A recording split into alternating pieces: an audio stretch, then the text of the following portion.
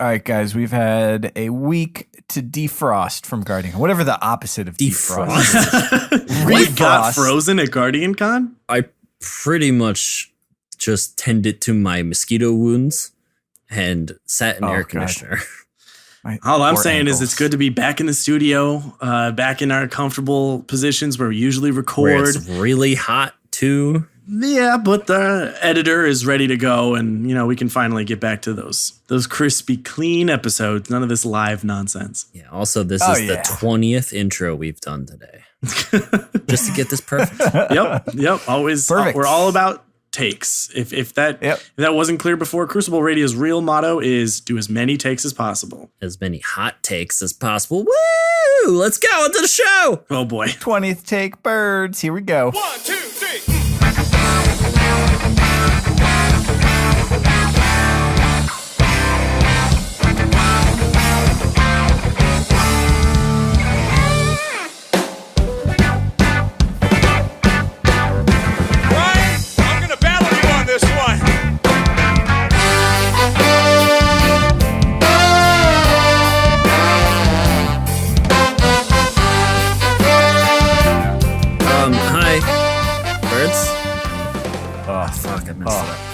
God. Weak start. Come on.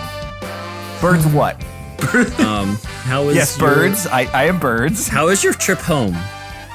My trip home was interesting. I got up at like 6 and flew to Seattle for a wedding at an aquarium where I looked at an otter. Actually, I looked at several otters.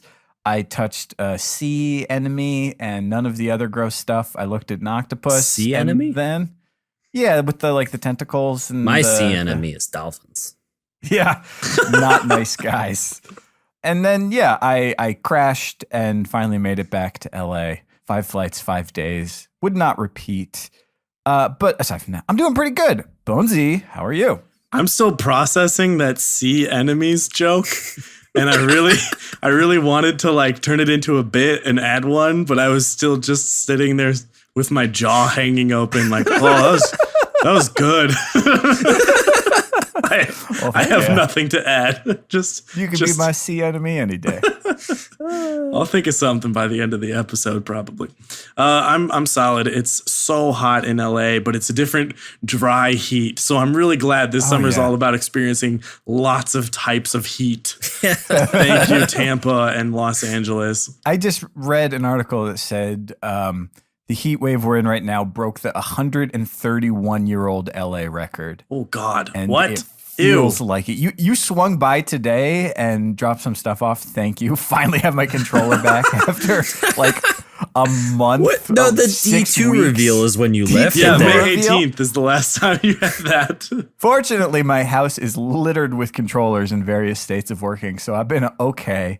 But then after you left, I was like, they're out and about. Let me check it out. And I literally just opened the front door and just this hand of heat just pressed my face back and thought, nope, staying inside. Anybody gonna ask me? Swain, what's up? Hey, I messed up the round. I'm sorry. We don't do that anymore. It's just a casual conversation. Yeah, it was for nostalgic purposes at the live show, but I was just gonna say I went to the aquarium too, but mine was at Epcot. Did you? What sea friends / enemies did you touch? Yeah, and were they gross? How many allies did you gain?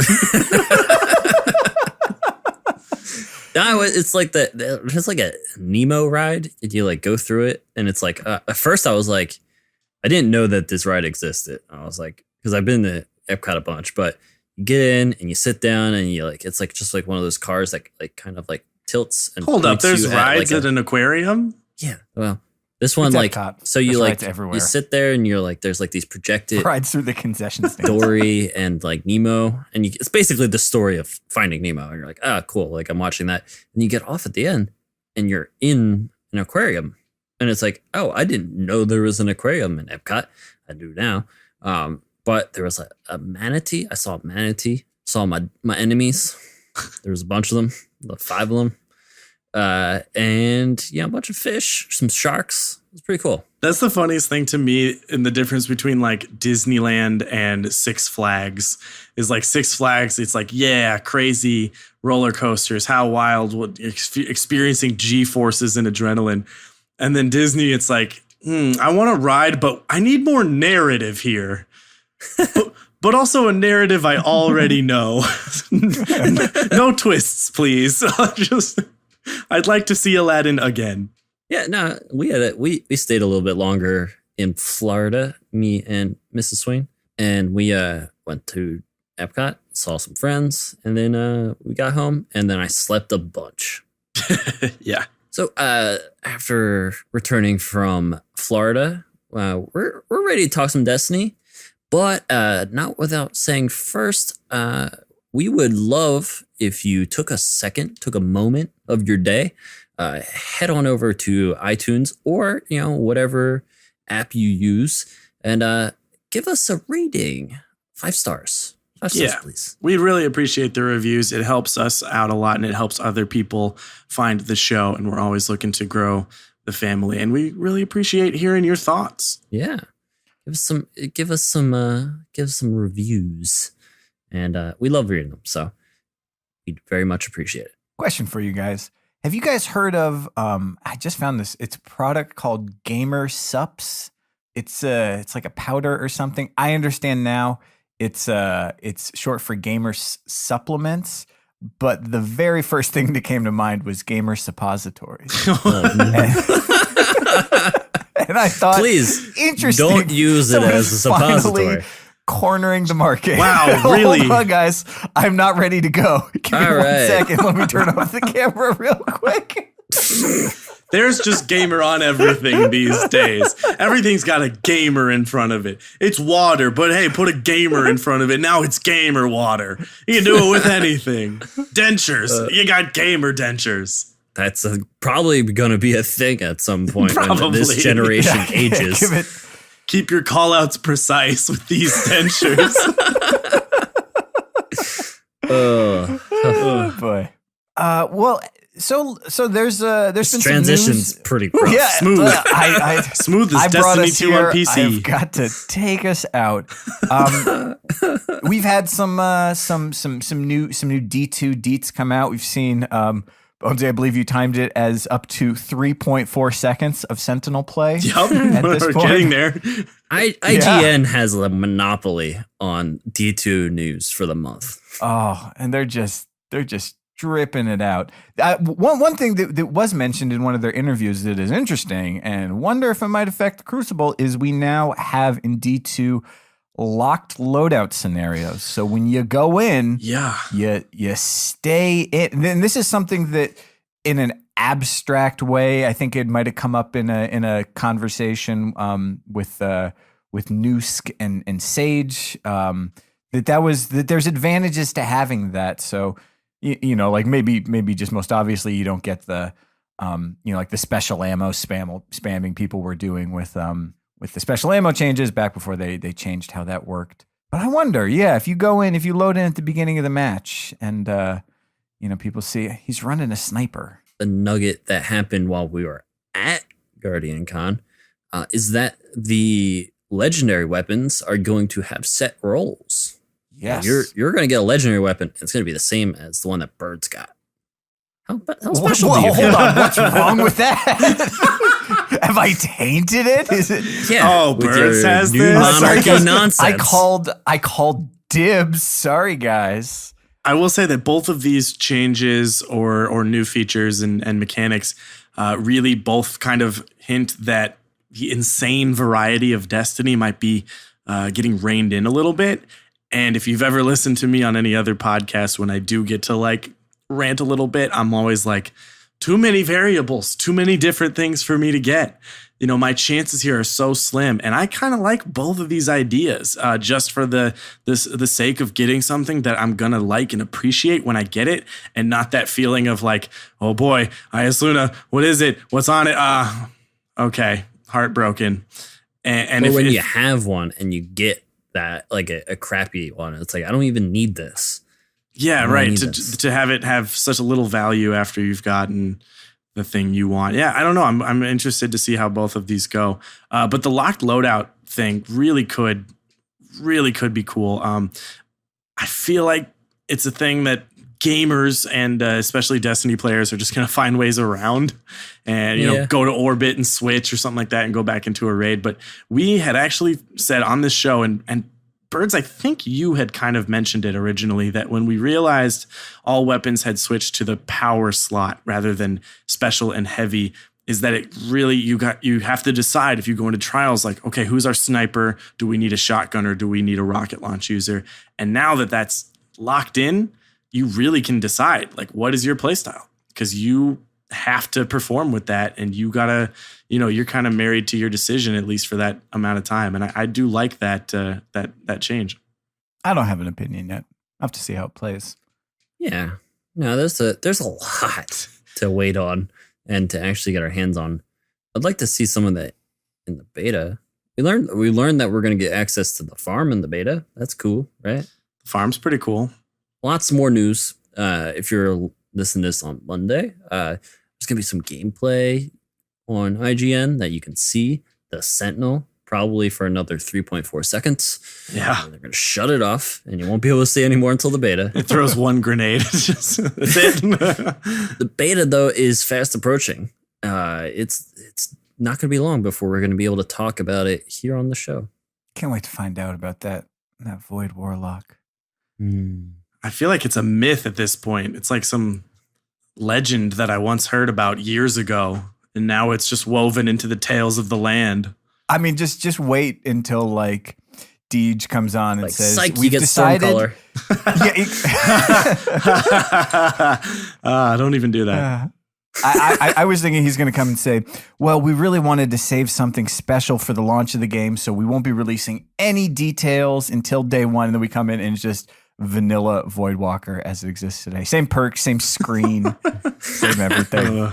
Really building the hype there.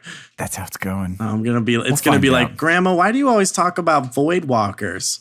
Back in the day, that's all there were. I don't really believe in that stuff. Are you planning on being a grandmother someday? Because I support you entirely. Yeah.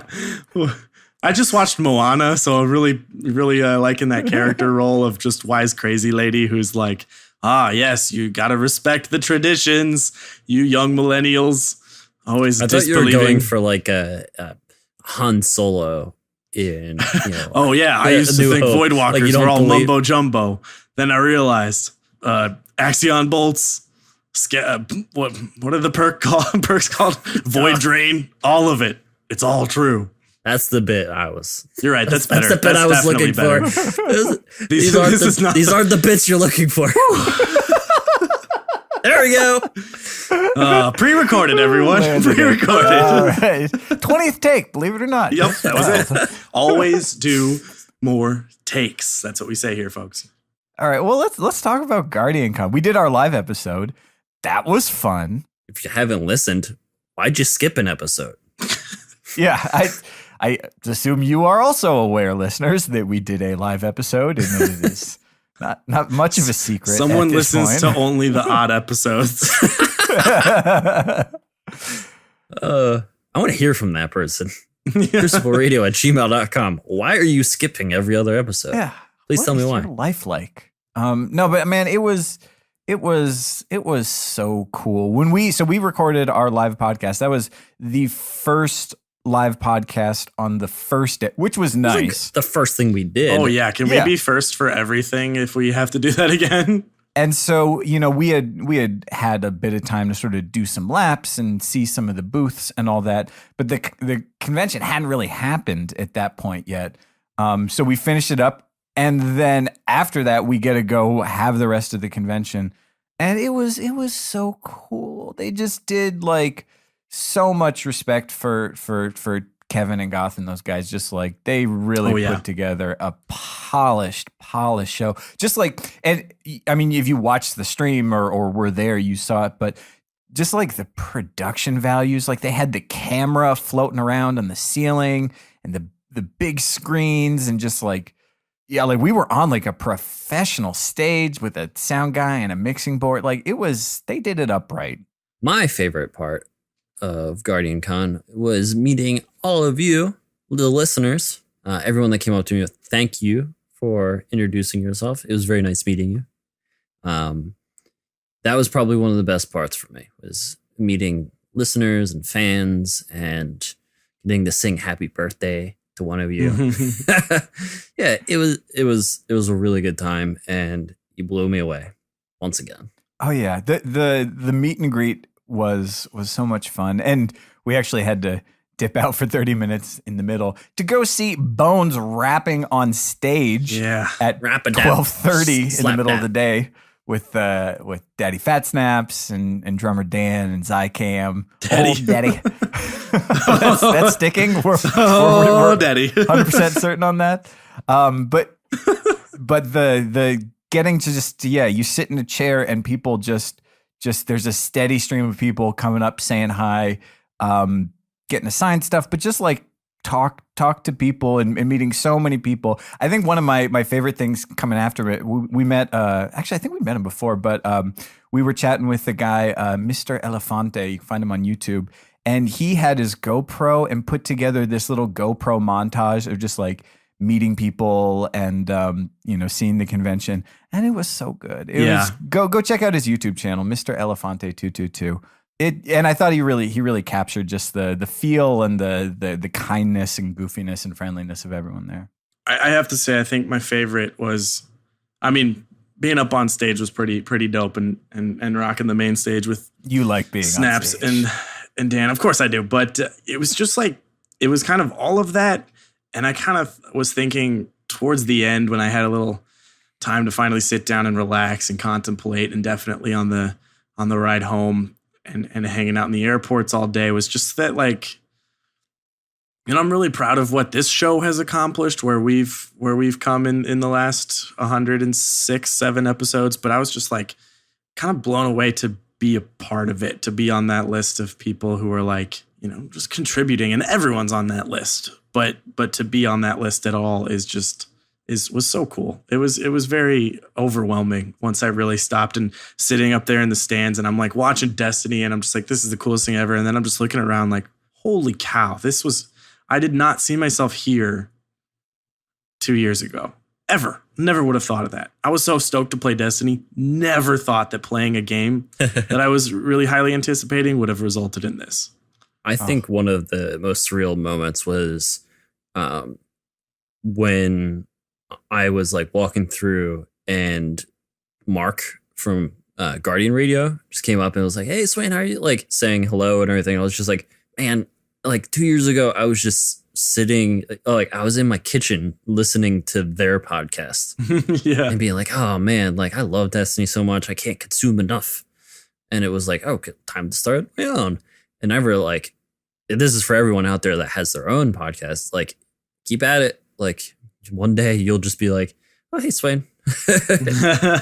And it'll be surreal for you too. So I don't know. It was, it felt very weird, but it very humbling. I think my favorite part was at the end. So on the second day, and it's like, it's been a couple of days at this point. We've all been having a good time. We've been on our feet all day. Was getting to turn off the like, my content creator side of it, and just going and sitting in the stands and watching that tournament, and just being a fan in the crowd as this incredible onstage tournament with 3 live commentators and some certifiably big plays happening, seeing the rivalries and the competition. And just getting to kind of turn off the creative part and just enjoy this thing, and just watching the tournament. Like, it was sitting there. You everyone was thinking in their head, like, this is a thing. Yeah. This is a thing right here. Like, this is not the last time I'd have the chance to sit in a big ass arena watching 2 teams face off on a giant screen with professional commentary. Yeah, it was a shape of the future to come that felt really, really good. It felt cool to be a part of. And we are going to talk about that little tournament more, especially the people shoutcasting it later in this episode. But, part of the experience of GuardianCon for us was like hanging with the team all Oh, weekend. I mean, it was unreal to just be in that house with all of our best friends that we talk and work with all day, every day, to just be all in one place doing our thing and operating as a unit was just so awesome. It felt like when I met you guys for the first time with a lot of these guys. It was like I spend so much time talking with them or playing the video game with them and working with them that it was very it was like we didn't miss a step. Yeah. Oh yeah, good call on the Airbnb. Just like having everyone under one roof, and yeah, for me, for the vast majority, meeting people for the first time. Yeah, and just getting to hang out with Dan, hi Dan, and Otter, who were just like full on street team mode, all convention long. The stickers and the buttons. I hope you got yours, but you will have other chances. And getting to find out how tall everyone is. We're a pretty average, very tall group. Yeah, I mean we got a mix, but yeah, strange to be at the bottom end of the height curve. I'm not sure. I don't know how this came up again today in the car, but my girlfriend was just like, I was explaining how it was weird that like I was nowhere near the tallest person in that house, and that's kind of weird. I'm 6 feet tall, and she's like, "Do guys just like talk about how tall they are all the time?" And I was like, "Well, no, but when you don't see them for like a year after you're talking to their like all your best friends, like yeah, you kind of talk about who's tall." Yeah. It's true. It's So true. you talk about 'Cause it it's again surprising. the next day, and then you talk about it on your podcast. Yeah. And maybe just a little too much. Yeah. Anyway, it was nice to meeting Engineer Andrew for the first time Yes. in person. The guy that does so much work for us. Oh, such a pro. It was so nice having him on stage. Oh, yeah. This- Clutch made us sound so good. Can I get an air horn and a This Is Crazy? Yeah, I need a lot of please? This Is Crazy right now. This is crazy.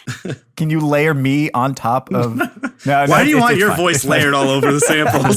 I just give him a little extra something. They need oomph. We had every single one of our competitors for most frequent guest was there. We Yep. had, of Fallout. course, Mr. Fallout Plays. Holtzman was kind enough to do our intro for us. Thank you for biting that bullet. He was not paid for it. Getting to see Daddy Fat Snaps. Getting Sports to psychologist see Steve. Sports Psych Steve. And I didn't get enough time with Steve. I didn't get enough time with anyone, man. I like that's long true. weekend felt long, but boy did it feel rushed. And boy do I wish I could just like, can I just like have an hour to sit down and enjoy a beer? I'll drink beer. I don't even drink beer. I'm saying I needed an hour to sit down and just relax and talk to some people. There's people I didn't say hi to, and I felt just like I saw them on Twitter, and I'm like, oh, wow, it's already been 2-3 days, and we didn't even get a chance to really hang. And man, it just made me realize like I'm going down there for 4 or 5 days next year. I don't care.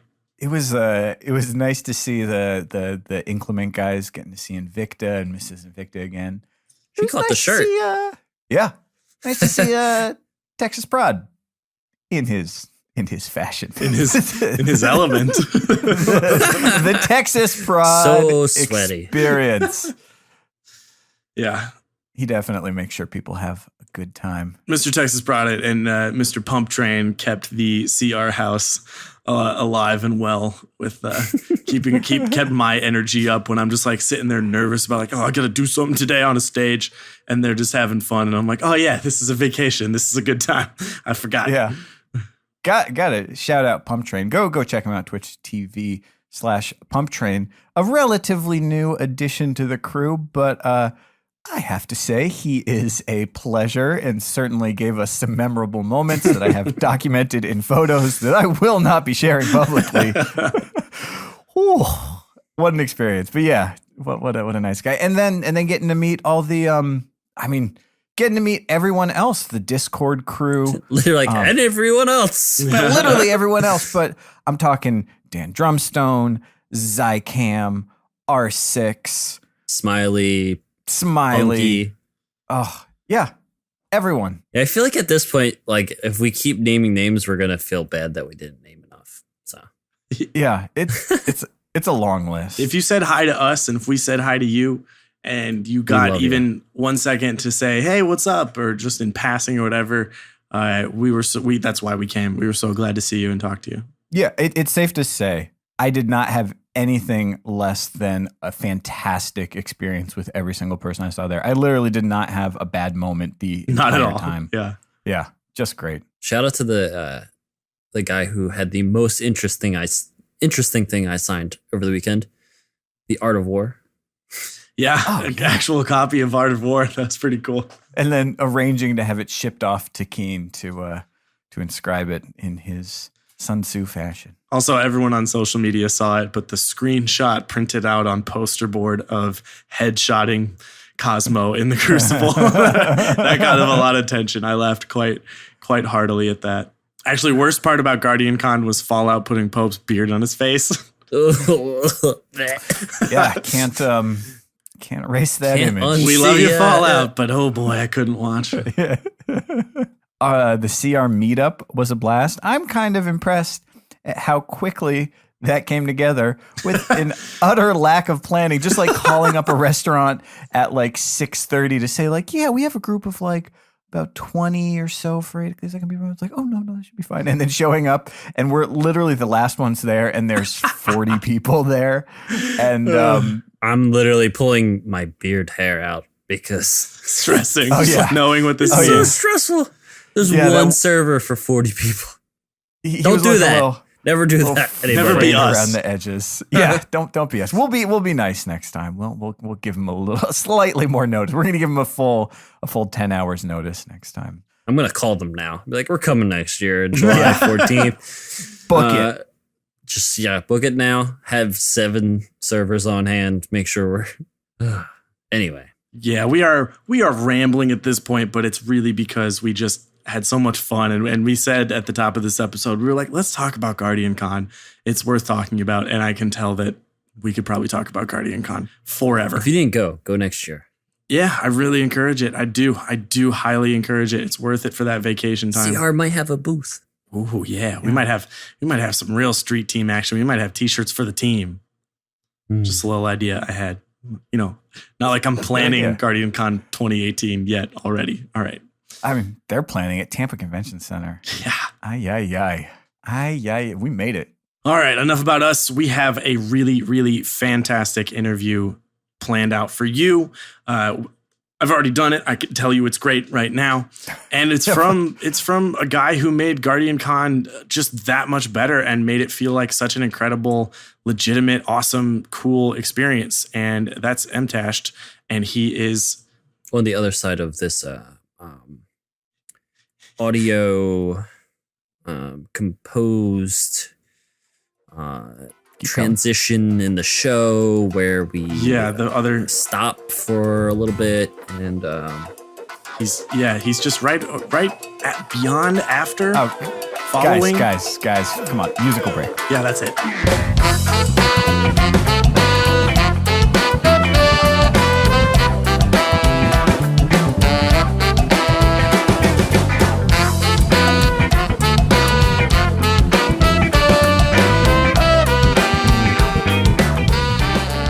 If, like me, you like to get down from time to time, then you need to go check out this band. This is Super Soul Bros. Check them out, supersoulbros.com. Hey, if you're a musician, we want to play your music on the show. We love hearing it. Send us an EP, send us an album, send us the track, whatever you made, send it to crucibleradio@gmail.com.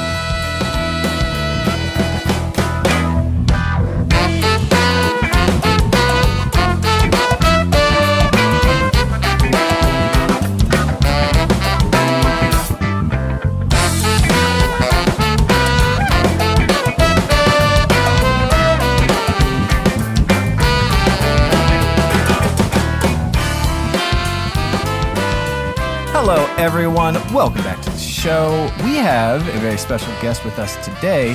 This is really coming pretty full circle here.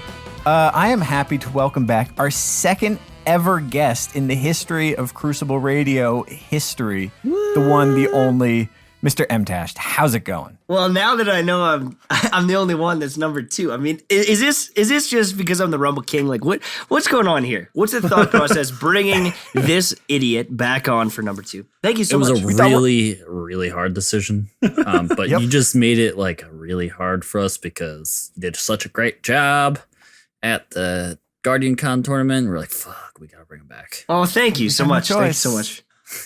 I was stressing because like we couldn't see the chat the whole time. Oh boy. And I know they were getting a little antsy and roasting some people. I don't want to say who, but I heard some. There was some definitely hate in the chat, and I was like, oh my god, they're gonna roast me. And then I went back and watched it, and I was actually shocked to see how many positive people there were. Or like, okay, so you watch a tournament and someone makes a pun or a joke, everyone's cringe. I never saw that. I made a whole bunch of jokes.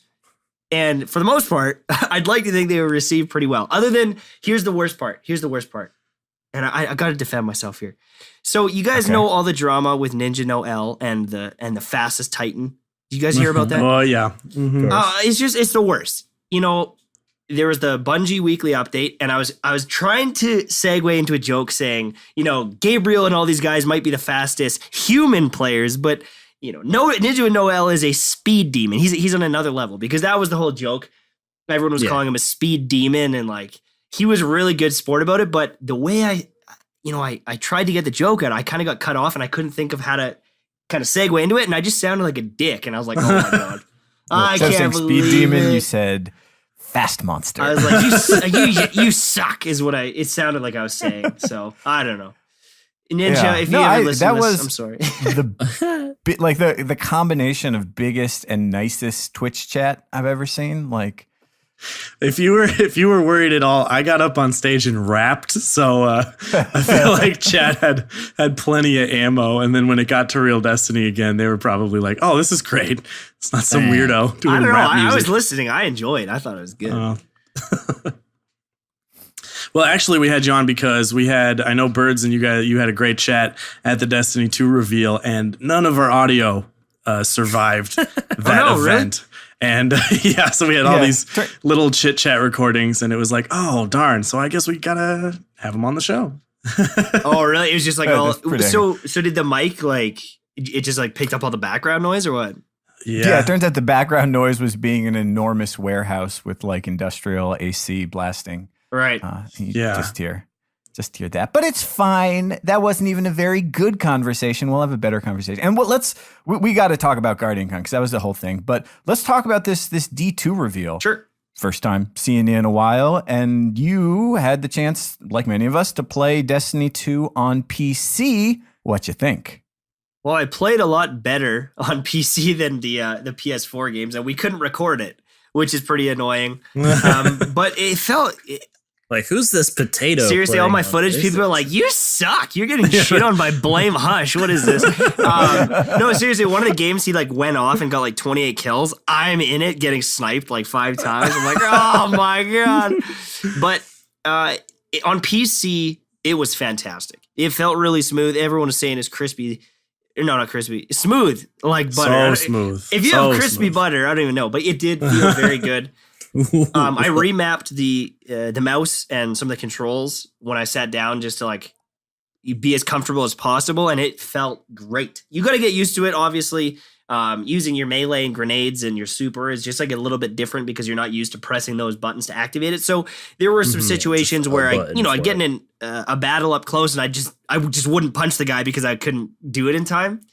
But I think the second it launches, I'm going to transition almost 100% to PC. I can't see That myself. quick? Yeah, I can't see Quick myself talk. staying on PS4 when PC launches. It's just too good. Wow. All right then. I'd like to think that because so many people were messing with the controls, that's why I was terrible. But Oh, my first game on don't know about PS4, I that. definitely played it on like Jumper or whatever, and I was like, man, wow, they made some really drastic control changes for the sequel. Like, it seems like a lot of change. Like, that's huge though. And then I just realized I was using a different controller scheme entirely, and they didn't. Swain's first match was playing on inverted, and Yeah. right. well, like my first match, I was going up against like all of tier 1, and I didn't. It's like Luke Smith is like, oh, okay. The thing too is like sometimes you'd get into a game and the people on the other end would be so good that you couldn't even like get good footage because you got stomped so bad. yeah. I don't know. I felt bad. There's a couple of people that were getting pretty frustrated because they couldn't get good footage. Like I know 55. Every game she played was like a stacked team on the other team, and she like looked There's over me. skill-based She's like, "What?" matchmaking in that hangar. Yeah, exactly. Yeah, I guess small player pool of people who play a lot can make that experience a little tough. You got to go to E3 and just get the people off the street. Right, but then you throw in there are some random people that don't know what they're doing, and if you just get that bad draw, it's like okay, everyone on this is a top 0.01% player. Everyone over here, some of the worst potatoes I've ever seen. It was bad. There was always that moment after a match where you kind of like stand up and look around to see either what group of people are really happy or what group of people are really sad. Very casually leaning over the monitor, like who did I just beat or lose to?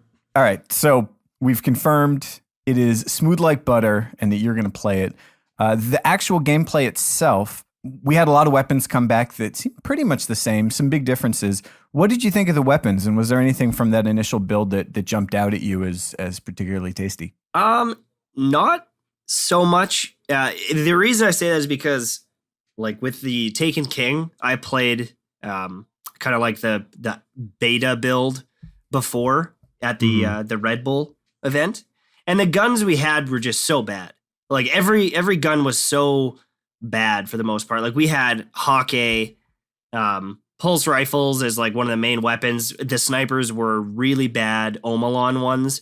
And so we were all kind of sitting there like, man, the guns feel terrible. And I honestly didn't feel like any of the guns in the PvP test, or even like, well, I guess the PvE and PvP were the same, but I didn't feel like any of them were like really crisp. I felt like the pulse rifle was kind of clunky. I felt like the hand cannon wasn't registering the way I would have liked. Obviously, it's a different monitor, and this is on PS4 and PC. I didn't feel super comfortable, but also I'm very susceptible to change. Like when I play on a new monitor or like a different controller, even though I've used the same controller, like if you just change the color on me, I'm like, oh my God, I don't know what I'm doing. But I don't know. I feel like I didn't feel really attached to any one weapon, but at the same time, I played 4 or 5 games. I tried out every single weapon. I tried out every configuration of those weapons that I could. And then the other thing too is maybe those are the worst. Like maybe those are all the worst archetypes. Yeah. For everything. Maybe the pulse was the worst. Maybe the hand cannon was the worst, and we don't even know yet. And then the other thing too is, from what I heard, was like the perks, they're static, right? So if you get that one pulse rifle, everyone's pulse rifle that drops, that one is the same. And if that's the case, I was thinking about that. Yeah. Sorry to interrupt. No, A it's thought good. occurred to me. Maybe the reason they did the static loadouts is so you can kiosk them. So instead of having a vault and hearing complaints about vault space, you just have a kiosk of unlocked weapons like you do with the exotics. I think it's also to balance the game so that they can be competitive. Okay, so you have the gun? Vault space also balancing the game. Makes sense. How about no. two birds, one I bone? don't know if vault space is cool, but I think they don't want to run into that same situation where your IS Luna has a chance of 2-tapping me at times and mine doesn't. Mm-hmm. Like that's a pretty drastic issue to have in a game. That's something that the competitive players have been pretty upset about before, is that the fact that like they'd have to grind and grind and grind and grind and grind, and then finally, a palindrome isn't the vendor for 125 marks, and everybody has it. Right. So putting in the effort, you deserve to have that advantage. I just wonder, maybe every legendary now will feel kind of exotic, kind of rare. It's like, oh, I have that pulse rifle. You have to do this string of quests to get that gun, and it's at least it has a bit of a stepping stone to it instead of just RNG the whole time. It would feel real nice if like if getting a legendary drop was like, ooh, a purple, rather than, oh my God, another purple. Yeah, exactly. Oh, this one's garbage. Well, what did you think about the new weapons that they are adding into the rotation? I guess submachine guns were probably the more noticeable ones. Grenade launchers are always kind of grenade launchers in any game you play. Right. The SMG, I actually used it quite a bit as my secondary just to to try it out, and it was pretty good up close. But I think, But like really, yeah, like close, that's though, the thing right? is you got to be really close. It was like a doctrine of passing, how quickly you could kill someone, but if you were out of that range, it just wasn't that great. And I think honestly, like my play style, I don't like auto fire weapons because usually, more often than not, they're not like optimal, just for time to kill and you know. It just in most situations, it's better to have a hand cannon or a scout or a pulse rifle kind of thing. So I didn't play with it, I guess, out as much. But when I did use it and I had him up close, I mean, it worked really well. But I did find myself leaving people with just a sliver of health quite a few times. And it got very frustrating kind of into my second and third game. So I switched out of it after that. One thing that we looked back on just like the other day was the patch notes that came out right after Destiny 1 dropped. And to think that they made those changes like immediately makes me, you know, I'm not too attached to anything that's happening now or even in the beta because it could just all change. Well, everyone was complaining that hand cannons were like the worst. They're like, oh my God, you got to buff hand cannons. They're terrible. But we just didn't have any good ones. And then the second we did, it was like, holy shit, these are amazing. Yeah. Like, oh my God. So I don't know. I guess I don't like to speculate too much because I just always assume that whatever we get to play in those beta builds is just, it's not even going to be the same. Like maybe that Garbage. same pulse rifle has completely different stats moving into the full game. You know, like maybe it's 10% stronger or reload speed changed or whatever it might be. I liked it though. I did like it. I honestly think Destiny 2, I'll enjoy overall. I think I'll be better at Destiny 2 than Destiny 1 because of the more Halo-esque play. I shouldn't say Halo-esque play. Everyone hears that and then they panic and think it's going to be really slow and boring. But there's still abilities. There's still, cool tactics you can do with your abilities. There's still the supers, and it feels, a bit like an ability shooter. But it's just it matters using an actual gun now, which I think is a strength of mine, is actually shooting people. I'm not good at flying in and Fair enough. shotgunning people. I'm not the fastest Titan. I wouldn't say that my... No, I'm a joke. I'm a joke. People always come in and they're like, you're pretty bad at Titan. Like, why are you so slow? And it's just, I don't know. I can't click fast enough, I guess.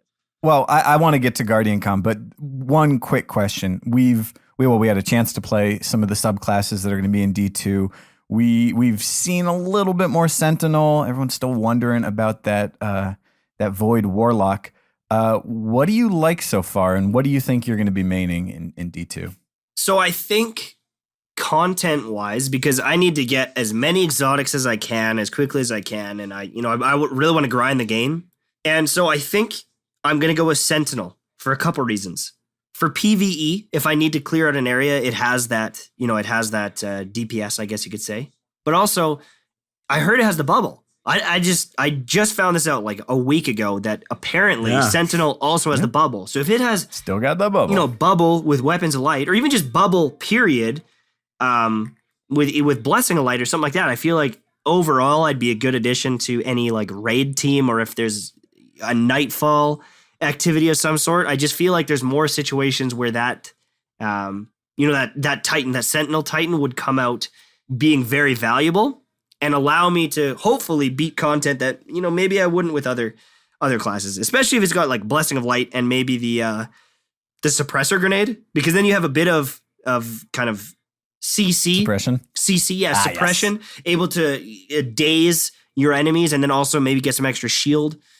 I just think Sentinel's the way to go for me. And the super looks really good in PvP because it essentially is Fist of Havoc, like the shoulder charge animation, but also now you have hammer throw. So it's kind of like a Sunbreaker, but better tracking from what I've seen. Yeah.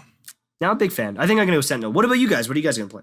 I've been debating this so long. I think I'm just going to have to start with my Warlock because it is my year one character, and I want to do get those freaking emblems and all that stuff. Like, follow my character path and play the story. But I have been definitely leaning towards Arc Strider when it comes to my my PvP future. It just really calls to me that movement options and the quick escape routes and things like that, like hunters being able to be slippery and stuff, is just what I've really come to like in the last year or so.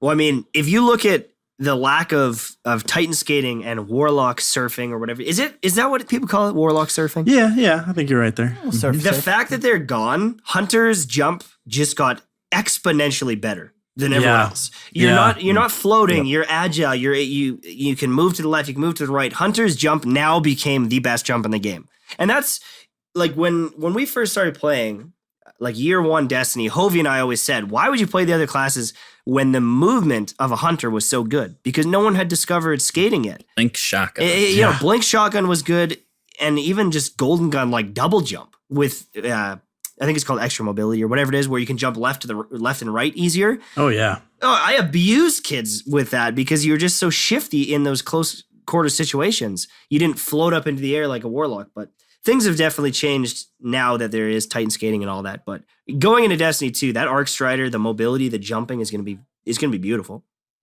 I think I'll end up on Titan in general, obviously, but I don't know. I want to see how Sentinel plays out. The Arc, like playing the Striker subclass at the D2 reveal was pretty fun. It felt Sunbreakery too. Yeah, where you had like the sun charge type of arc charge or whatever, but you also felt like a running back just running around like all hunched. Did you over. feel like the hit registration on it was really good? Like the tracking on it? I did.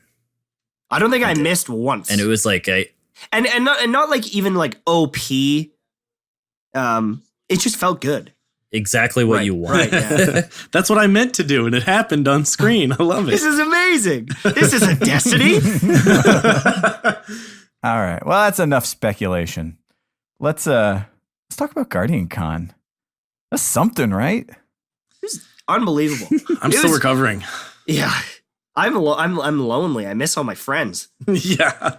I feel like Tash didn't get to experience it as thoroughly as everyone else, but because he had was all busy the entire time. Yeah, it was like 7-8 hour day minimum on stream. Like we were streaming from like 11 to 8 p.m. on the final day. So that was it was like 9 hours almost. 8 hours. Oh, well, there was little breaks. I got to walk around, but still, it was a long day. Well, I mean, you held it down up there. Thank you very much. Didn't seem like you were tired one bit. That was key. I think it kept me going because at the end of the day, I know I was exhausted, and it was great to just have that coming through the speakers, man. It really made you feel like you were a part of something at this event where it's like, yeah, something's happening. People are watching. I'm at a thing that people want to be at. And there's awesome stuff happening up on stage. So that was a really great job. I'll tell you, watching the PvP and then hearing people cheer, it made it so much more enjoyable. Like, it was exciting. I was exhilarated. Right? Yeah. Unreal. Like when Lumi was holding down A and people were freaking out. Like, I wanted to stand up. I was getting so excited. I kept looking over at Trav like, are you seeing this, dude? It's like, it was amazing. It was really good. I'm so happy. Yeah, we got some really big plays, and not just the straight ahead grind. And also, I got to say, just in terms of the commentary aspect of commentating on that tournament, you did a superlative job. Thank you. Just fantastic. Really fun to listen. Thank you so much. Yeah. I want to be the Chris Puckett of Destiny if it ever goes esport. He was like the guy that got me into wanting to do this. He was the Halo guy. He was like, I'd say for iconic casters, Puckett was like the first one people were like, hey, that's Chris Puckett. And every time he'd come on for an MLG event for Halo, it was like, oh, Chris Puckett. Like, it's just, people almost watched it for him because he was so good at it. And when we did the Supremacy event back last, I guess, August, like it's like a year ago, the amount of knowledge he dropped on me in one day was mind-blowing. The biggest thing he said was, he literally just said, stop what you're doing. And I said, okay. He said, you're talking too fast. You're speeding through it. You're trying to talk about every little decision. And guess what? No one cares. No one cares about that little move or this little that or that little reload because you're broadcasting. You're talking to a broad audience, and someone's grandma is watching their kid play in the game. There's someone that hasn't played Destiny for 2 years, but they heard a tournament's going on, and you need to talk to them and broadcast. Really talk to that broad audience. Don't give the specific super name when you can just say Electric Smash, because they're going to say that's an Electric Smash. The guy's died. They don't need to know every single time. That's a Fist of Havoc with the Shockwave ability. It's a lot easier to reach that audience and keep them engaged when they're not trying to sit there Googling like, okay, well, what ability is that? What is this? Yeah. You just got to kind of keep them on the string, guide them a little bit, but they gotta be able to understand everything. So one of the most interesting things that I took away from watching it and listening to it, if I wasn't near the tournament, you heard the tournament from across the entire place. But the one thing I took away from it was that Destiny, I'm almost certain Destiny has some sort of future in esports, simply because of the supers and how like the entire place just lost their minds when someone got like a chain of kills or a big kill, even with a super. Right. I know like a lot of competitive people are like, it's just a super, but like that's what got the crowd like, rowdy. Like they were going nuts when that Sunbreaker was like a 3-piece on Burning Shrine. Oh yeah. Yeah. Well, and then like Lumi switched to the Goldie. He got 9 kills with it. And people were like, oh my God, a triple. Oh my God, a triple. Oh my God, a triple. Like everyone is freaking out, and it's just a super kill. And that's the thing, is there are those kind of people in the community that are super sweaty. And if you're not using, gun skill 24/7, you're bad and all these things. But, and sorry, I'm not shit talking anyone that's ready. You know what I mean. There's people that will be in a tournament chat shit talking everyone. But there are so many people that play this game that are PvE players, and they're like, oh my God, he got a triple kill. I've never gotten a triple kill. It's exciting to watch. When someone drops a huge super or ultimate in Overwatch, people get really pumped up. If you land, what's his name? Reinhardt hammer, and you knock down 3 or 4 people, 5 people are freaking out about it and very excited. And I feel the same way with Destiny, is when someone pops a Dawn Blade and they take out all 4 players in the other team, that's a huge play that people should be excited about and should be able to cheer about and not get, talked down to because they're excited. I think when it comes to like esports and competitive like that, I think they should definitely be there. It makes Destiny, it makes this game special. The scoring for it is what will change it. Like if it's in-game scoring for a super is like crazy, crazy good, then that's gonna skew how competitive works. Right. If it's just like, oh, you just wiped the team, you didn't get a ton of points for it, then it'll be easier to accept. I am really curious how they do that, because we don't know yet if there is score for points, or it's just kills, or it's just objective, right? True. Yeah. Do we have any idea? Countdown was different. Well, we know the 2 competitive modes will be countdown and as of yet unnamed mode, which you wonder, it might be kill based, might be point based, or might be elimination or some other kind of objective based. Oddball, please, or capture flag. Either one would be good. Well, I know we moved on, but one thing I think is nice the way they've handled supers in D2 is that they've taken something that used to be kind of amorphous, which is keeping track of who's got who's super and kind of, planning to counter or to get the jump on someone. And they've actually added that indicator in, which I think is going to make that not only kind of nicer to play, but I think that does sort of open it up for an audience as well to be able to see, sort of what the super situation looks like. And as an engagement's starting to happen, maybe take a guess as to which way it might go. And well, you know what? I didn't even think about that. When they see 4 supers get popped in the bottom left, everyone's gonna be like, "Oh God, what's about to happen?" I think for casting it would be really exciting too. Because think about it. All right, our Sentinel just popped his super. Oh, and a Dawn Blade and a Golden Gun. It starts to get pretty exciting when you start realizing. And the other thing too is, if I'm watching one person's point of view, without that indicator, I might not realize it over the crowd, over, my own voice. I might not hear someone else activate this super, but when I can see it going up on the screen, it's like, oh my goodness, we're about to have a slaughter. Yeah. So I hope we get theater mode, for content creation for just people that want to make machinimas. I hope we get a spectator mode so that we can actually do a tournament and proper 100% LAN connections of some sort. It has to happen. That's kind of my speculation for why customs are delayed from release.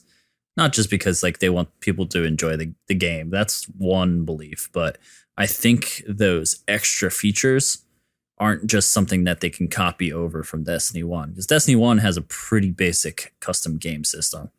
I want Destiny 2's custom game system to be like ridiculously complicated, kind of like how Overwatch. Yeah. Like you change weapon damages Customs and are. jump height and things. You can spawn times and all that. Like if you can alter it all, that'd be great. And I'll wait. And you know for what? that. Like some people are raging, oh, there's no customs, there's no competitive support. Well, you can't have any sort of competitive tournament when no one has guns yet. No one's even at the max level. No one has the classes. Like we have to play for 2 months, 3 months to even be in a position where we could make it happen, where we could, have enough gear and abilities to make a comp scene happen. If everyone is outmatched in gear levels early on, it's pretty tough. Last thing you want is like, oh, I don't even have that gun yet, and it's the most powerful one. Why? This is not Right, fair. exactly. The only solution here is a white weapons tournament. Or like a vendor only tournament, and there's set ones that you can use. Like there's one sniper, one shotgun, one hand cannon that everyone can use, and that's it. Well, not one hand cannon, but I mean like one hand cannon, pulse, scout, one of everything that is designated by the community as kind of the only weapons you can use. That would definitely help. But then you still got to farm quite a bit to be able to buy all these weapons if you want. So it's in even a month or two. I don't think in the first month of Destiny I had more than maybe like 3 legendaries. Like I had some raid stuff by the end of the first month, but I only had like 1 or 2 legendaries that I had saved up. I had 1 exotic that dropped from an engram. So it's going to take a while for people to get ready. People forget how long it took at first because like everything else that came out later was kind of just like, hey, oh yeah, I already have a bunch of legendaries. I'm going to farm for these new legendaries. But at first, it's just like a grind to just get something. Well, you couldn't even upgrade them. You get them, and then it's like, okay, well, now I got to play I'll have 20 this more ready hours to in upgrade it. 2 months. Yeah. I'm going to spend 2 days on Venus patrol farming. I just like the idea materials. of Tash, you trying to commentate a tourney that happens the day after Destiny 2 is out. Like, looks like Lumi is using what is that? I have no idea. I've never seen that gun before. You gotta learn all this stuff. Using Yeah. some kind of firearm. Yeah, we'll have plenty Oh of my time. God, I think. KJ Hovey with 3 legendaries decimating the other team. No one even has a perk on their guns, and he's just mowing them down. Well, I guess on the topic of commentating, I mean, you talked a little bit about it, but I mean, this is at the level of a full-time job now, at least for these couple days. How do you prepare for something like that? What's going through your head as you're getting ready to commentate a tourney with great players in a big arena? So my preparation for it is very limited. Other than, okay, so like, Just wake up in the morning. I just show up and I'm amazing. No, what I do, and it's maybe people don't even do this. Like maybe I am preparing more than others, but what I'll do is I'll go watch a tournament. And this is what the guys in MLG, because I did some Halo stuff with them in the past. What they taught me was go watch a tournament and turn off all the volume, which is kind of sucks. You can't hear the guns, but turn it off, cast it, and then listen back what the other guy said. And kind of compare, like, why did he emphasize on that? Why did I emphasize on this? And it's obviously hard to remember. So what I do is I record it, and I would go watch a clip of Benson on a big game, or I'd watch Chris Puckett playing a big a big section, and I just try to figure out like why are they focusing on that and not what I said or whatever it is. And then it's just kind of working on myself there. But usually after I do that for a while, I get kind of warmed up. I will just maybe like an hour before I go, I'll just think of kind of what I want to focus on and like kind of like in my intro, what I want to say when I get there, and I just kind of play it in my head and I just say it and I just show up and ad lib, because that's the thing. is you never know what's going to happen on the screen. You have to ad lib. You can prepare and like get your, your voice ready and all these things, but you could watch every game possible. You could try to practice casting it, but until you can do it live in front of an audience, you'll never thrive as a caster, because you have to be on the top of your game at all times, and you have to be kind of reacting the whole time. Like there's no sort of buffer. It's just this happened, that happened. I have to tell you what happened, and there's no breaks or cuts or edits or anything like that. So you got to be on top of your game. But I guess with practice, you're able to say those things faster and kind of sort your thoughts and decision making there easier. So one thing I was really impressed by was how to put this? Your interactions with certain players on stage. There was a very charming back and forth, a little bit of banter, and maybe some shots fired. But you seem to walk the line pretty well. It seemed like everyone there was, for the most part, in the right state of mind, and it was all sort of in good fun instead of the way it could have gone. Yeah. So with Not that, where's the question? Well, okay. So with that though, like I'm friends with a lot of those people. So if they go watch that back after, they're like, "Oh my God, I can't believe you said that." And it is a joke. And this community is so close that, for the most part, everyone knows that we're joking and that I am a very sarcastic piece of shit. But the thing is if you're gonna do that, like I tried to. So say Wallabra, 18-0 game. And then I call him out. I was like, so, is someone else back there playing? Obviously, people know Walla's really good.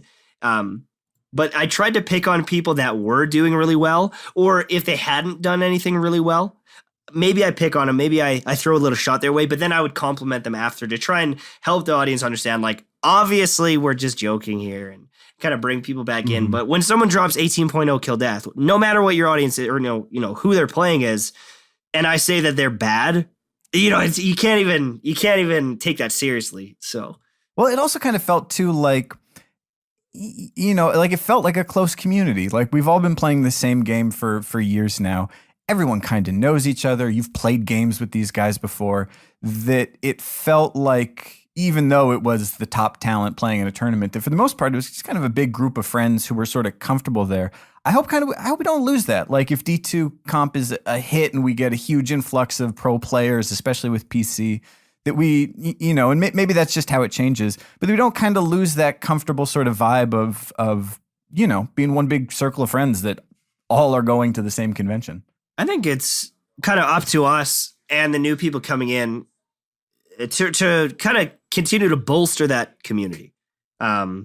Ogre 2, he joined, started streaming some Destiny, and everyone was hosting him, bringing him in, and trying to say that, hey, you are welcome here. And I think we need to do that with a lot of people. Obviously, when 5 times the amount of people start streaming Destiny, it's not going to happen instantly, but it's also, I think, on their shoulders to understand the directory that they're streaming in. If they choose to be rogues and they don't want to host people and they don't want to kind of share the love and be part of the community, then they're probably not going to be recognized in the community or accepted as well in the community. I feel like if you're a toxic streamer in the Destiny community, most often you don't succeed with the majority of the audience.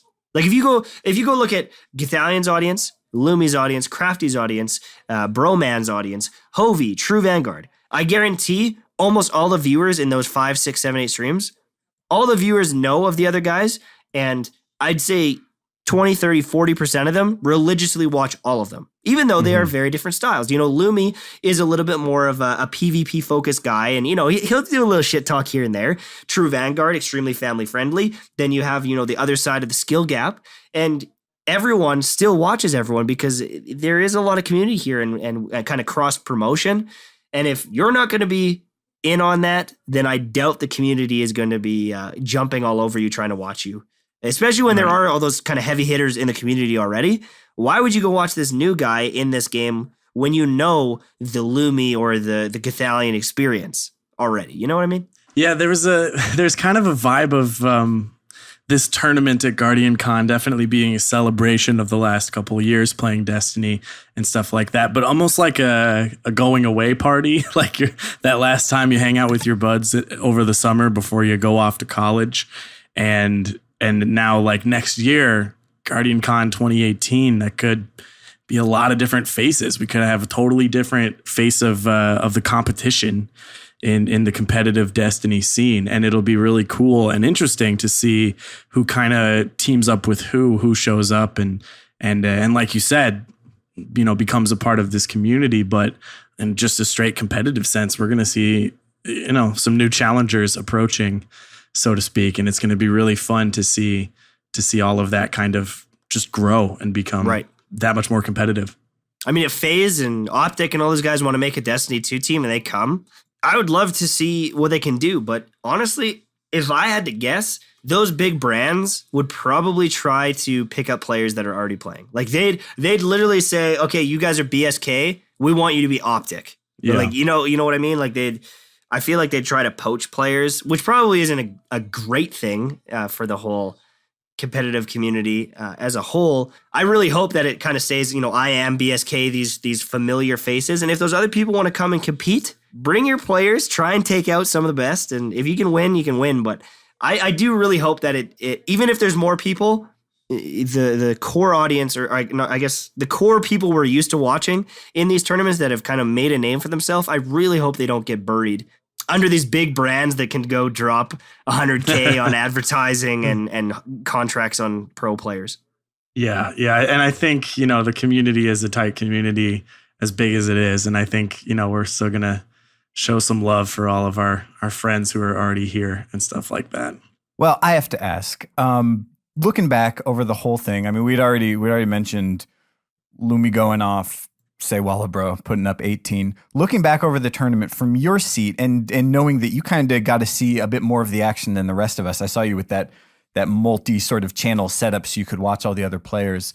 For you, what was the moment from the tournament that really caught your eye, the memorable one for you? I don't know why it got me so hyped up, but Luminosity actually on that same game where there was the bow and the Striker Titan, I think the score was like 100 point different, maybe like 200 point different. And I said, yes, Luminosity has to land this bow. Is he going to use the bow? There's a Stormcaller coming. What's he going to do? He popped the bow. He got the Stormcaller out of his super, killed him, killed another guy, and then they took the lead, I'm pretty sure. I'm almost positive they took the lead with that play. And it was just like one of those moments where it was like, he had to do it. He did do it. He clutched up, and it felt so cool to watch it happen and to kind of anticipate, you know, how big that play would be or could be. And then it unfolded just the way I said it. And that moment for me was kind of, it just was icing on the cake to the whole weekend. I loved it. Yeah. That whole tourney was full of moments that I was just like, man, I love this game. And we missed so many too. Like there were so many doubles and triples that you can't catch them because everyone has panic supers. There was Nova Bomb and Striker Titan.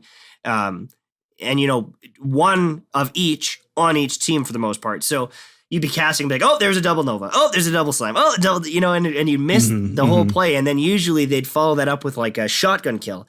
And so there were some really cool plays we probably could have seen and we missed them. But also the fact that we're missing that many and caught that many, it just shows how exciting the game can be overall. I think it's almost a good thing that we're missing so many big plays. I think the biggest tell was how many people left Guardian Con and went home and played Destiny 1. Oh, yeah. A lot of them hadn't played in a long time, and they just loaded up and started going at it. There was like a ton of sweats right after the Guardian Con that people were popping up, and I was like, oh my God. And everyone's starting new characters just like for something to do. Everyone wanted to just go home and play Destiny. It reinvigorated a lot of people, and it's very telling of, you know, the future. Well, Tash, glad we could get you back on the show. It's been a while. Let's not wait too long for the next time. But it was a real pleasure talking to you again. Thanks so much for having me. It was a great time. Everyone that's listening to this, I'm coughing in your ear. Sorry. I appreciate you guys, you know, having me and spending the time listening to this. And hopefully you enjoyed this episode. And I really would like to chat with you guys in the future, especially when D2 launches. We're in the thick of Yeah. it. We've got some guns and we can discuss balance and all these different things. It would be a very fun episode in the future. Oh, definitely. Our audience is collectively crying out right now. I need more MTashed. Give me the MTash. This has not scratched the itch. Where can they go find you on the internet? You Or can in find general. me on twitch.tv/mtashed. Literally, if you just Google mtashed and you spell it properly, you'll find me. I'm on YouTube. I'm on Twitch. I'm on Tinder. Nope, not anymore. I'm engaged. I'm engaged now. I'm not on Tinder. Actually, Wife funny left. story. That's where I found my girlfriend. But we're going to talk about that in the next episode. So, a funny story. hey. But anyways, yeah, just Your check me. fiance. Oh, do you know what? That's the thing is I got to get better at that. I keep saying girlfriend. She's got Oh, a yeah. whole new title and I don't even remember. Yeah. When you have to start saying my wife, that is when it gets weird. No. That's my wife. Get your hands off of her. Yep. Wait, I what? thought I would have more opportunities to say that. Hey, that's my wife. Hasn't come up yet. No, you haven't had to defend.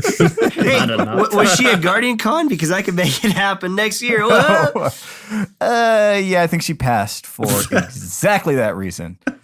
She went, oh, MTash is there? Nah, next year Yep. maybe. All right, man. So nice talking with you again. For sure. We'll talk to Thanks you so much. Good night.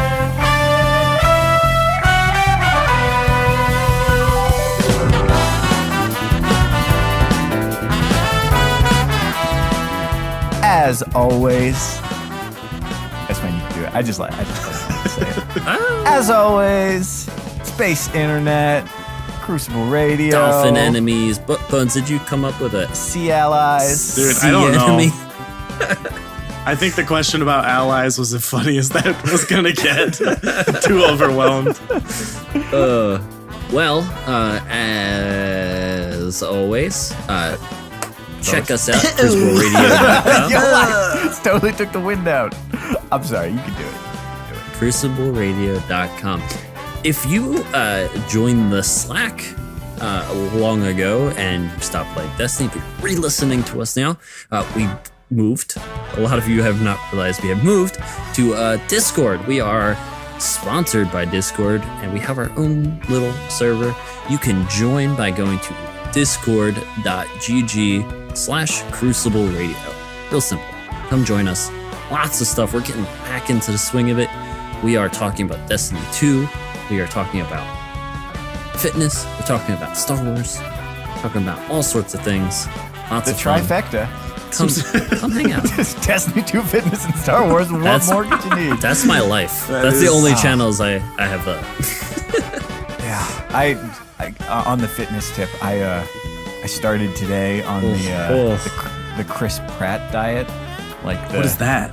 Well, it's just like he went from being Andy Dwyer to being Star-Lord in 6 months, and he did it by eating an entirely. It's not unpleasant, but yeah, way more salmon and broccoli than I ever intended.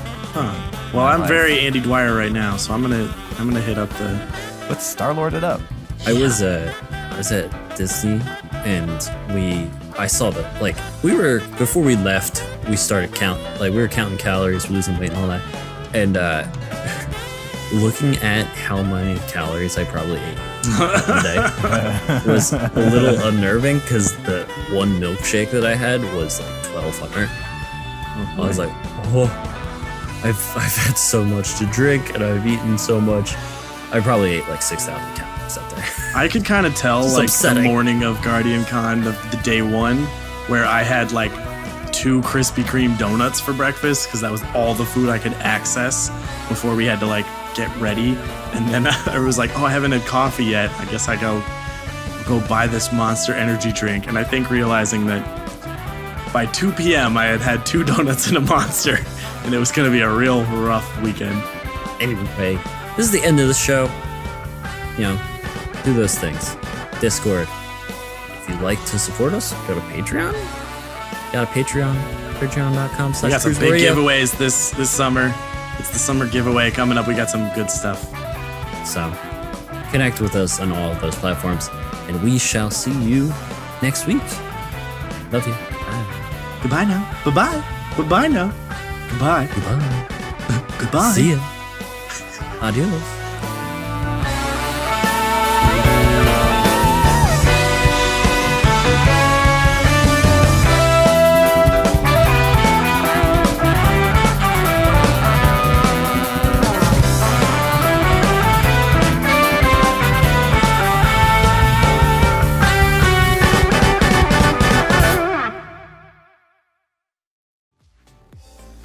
Hello everyone, Swain here. You know that Crucible Radio is your source for all things Destiny PvP, and I know you want more than just this video, so make sure to head on over to crucibleradio.com to find all of our past episodes, detailed Crucible maps, t-shirts, and much, much more.